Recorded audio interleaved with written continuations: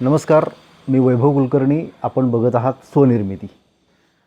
मित्रांनो, आपल्याला समजा एखाद्यानं लाथ मारली आणि जर तो म्हणाला की अरे मी नाही, माझ्या पायानं लाथ मारली, तर आपण काय म्हणू? लहानपणी समजा आपल्याला गुरुजींनी किंवा सरांनी डाव्या हातावर छडी दिली आणि आपण म्हटलं, म्हणजे असं कधी म्हटलं आहे का की नाही सर, मग मी उजव्या हातानं लिहिलं होतं, ते चुकलं होतं उत्तर, असं म्हणत नाही ना आपण. कारण उजवा हात, डावा हात, पाय सगळे आपलेच अवयव असतात. संभाजी महाराजांना कुणी पकडून दिलं, ह्या विषयावर खूप चर्चा सुरू आहे. शिर्के असतील किंवा अजून कोण असेल, आपल्याच समाजाचे घटक आहेत ना. त्यांना आपण वेगळं कसं काय म्हणतो? त्याची जबाबदारी आपण का नाकारतो? गणोजी शिर्के असेल, आनाजी पंत असेल किंवा शोषणकर्ता रांझ्याचा पाटील असेल, हे सगळे आपल्याच समाजाचे घटक होते, लक्षात घ्या. आणि त्याची आपण कुठलीही जबाबदारी घ्यायला तयार होत नाही.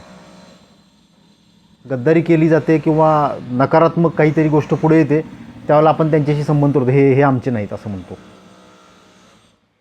किंवा दुसऱ्या बाजूनं हे आमचे आहेत असं म्हणून त्याचा दोष आपल्याला लागू नये म्हणून प्रयत्न करतो.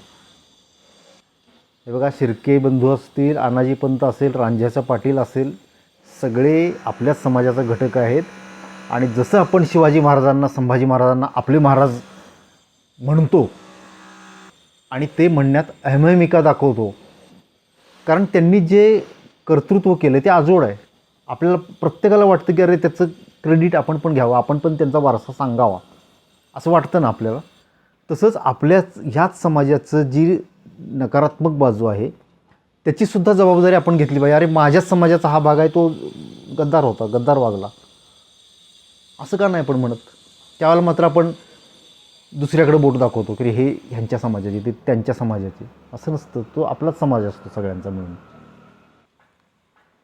समजा एखाद्याला शिर्के म्हणायचं असेल, एखाद्याला आनाजी पंत म्हणायचं असेल, रांझ्याचा पाटील म्हणायचं असेल, किंवा अजून जी काही गद्दारांची नाव असेल ती जर म्हणायची असतील ना, तर त्यांची आडनावं बघून किंवा त्यांच्या जाती बघून म्हणू नका, ती प्रवृत्ती बघून म्हणा. एखाद्या प्रवृत्तीला नाव द्या ना त्यांचं. पण आपण ते करत नाही, कारण आपण खूप संकुचित असतो.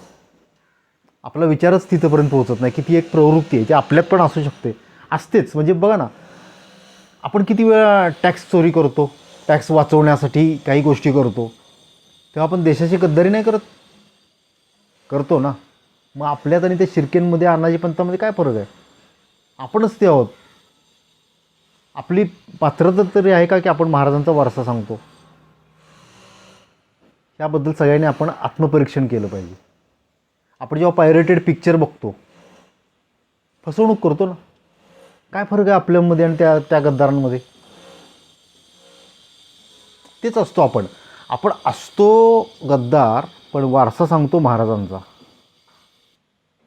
अमुक जातीचा, अमुक आडनावाचा माणूस होता म्हणून तो तसं वागला, असं कधीही नसतं मित्रांनो.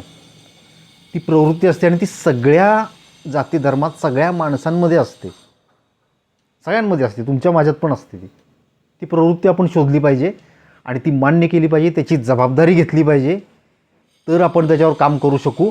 आणि आपल्यामधून हे शिर्के, कुलकर्णी, पाटील वगळले, गद्दार असलेले, की मग आपण जे काही शिल्लक राहू तो महाराजांचा अंश असेल, किंवा आपण त्यांचा वारसा सांगू शकतो. ह्या गोष्टी वजा केल्या तर, त्या वजा करायसाठी ते आधी आपल्याला दिसल्या तर पाहिजेत. ते दिसण्यासाठी आपण विवेकाचे डोळे तरी उघडले पाहिजेत. आपल्याला फक्त चांगलं ते आपलं म्हणायची सवय आहे. जे चुकतं आहे ते पण आपल्याच समाजाचा भाग आहे, आपल्याच शरीराचा अवयव आहे. हा हात असेल, कुठल्याही हाताने चूक केली तरी ते मान्य केली पाहिजे, हा माझा हात आहे. आपल्यातल्या एखाद्या समाज घटकावर अन्याय होत असेल, भले आपण त्या घटकाचा भाग असू किंवा त्या घटकाचा भाग नसू, समाज म्हणून त्याची लाज आपल्यालाही वाटली पाहिजे की माझ्या समाजाचा एक घटक आहे, त्याच्यावर अन्याय होतो आहे. जसं एखाद्या गोष्टीचं क्रेडिट घ्यायला आपण सरसावतो ना पुढं, आमचा माणूस आहे, आमचा समाजाचा घटक आहे, तसं डिस्क्रेडिट घ्यायलासुद्धा आपण पुढं आलं पाहिजे की हा नालायक समाज माझाच आहे, मग मी त्याच समाजाचा भाग आहे. आणि मला त्याच्यावर काम केलं पाहिजे, मला सुधारलं पाहिजे. हे बघा, इतिहास आहे जो 300-400 वर्षांपूर्वी घडून गेला आहे.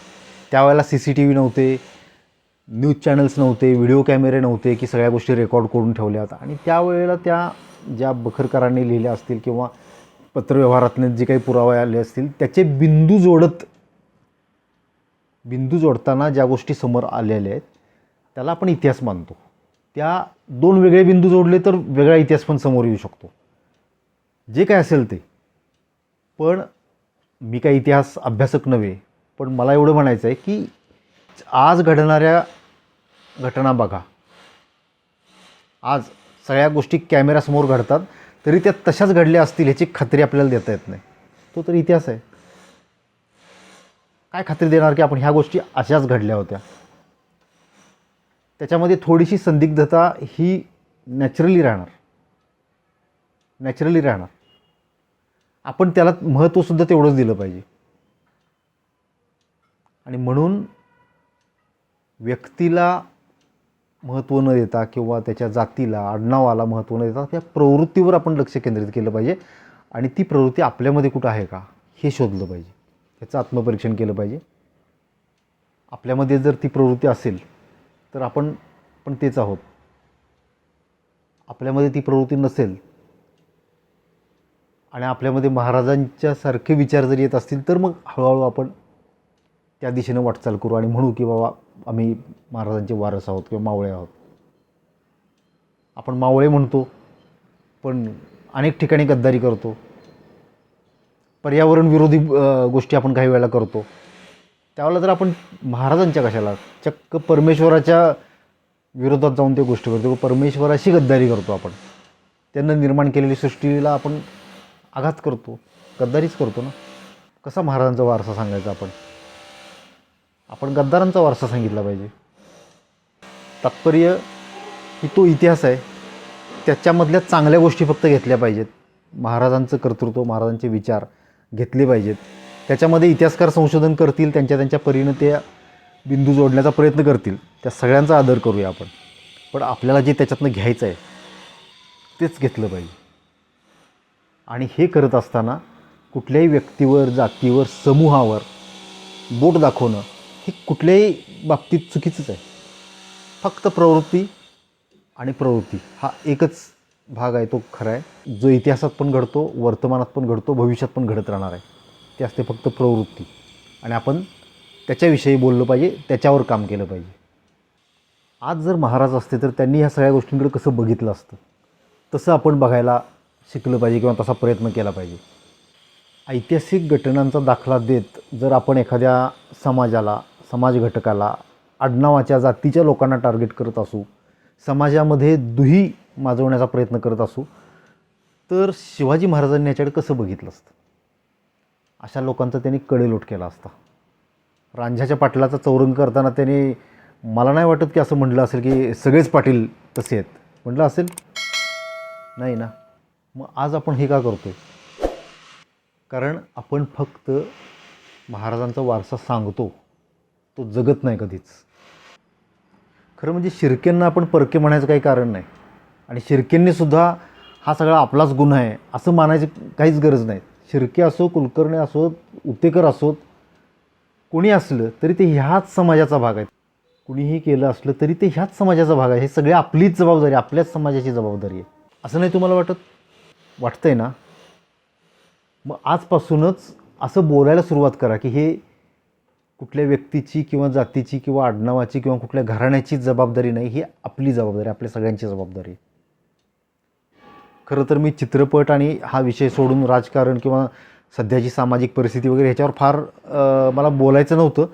पण एक चित्रपट लेखक, दिग्दर्शक म्हणून किंवा कलाकार म्हणून ह्या गोष्टी मला कशा दिसतात ते मांडाव्याशा वाटल्या, म्हणून मी आज आपल्यासमोर बोललो. धन्यवाद.